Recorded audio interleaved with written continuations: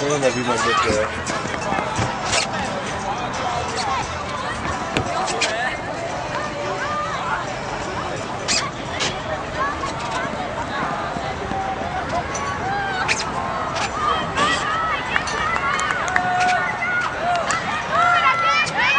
Můžeme sledovat souboj dvou zástupců okresu Ostrava, konkrétně ve vnitřní dráze Hrabová, ve vnější dráze Horní Datyně.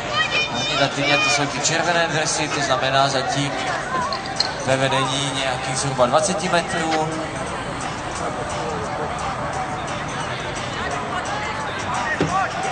No ale jak jsme mohli vidět ve štafetě Havířova, i takový náskok se dá trošičku ztratit na těch hadicích a teď už vidíme, že k rozdělovači opravdu obě přibíhají současně.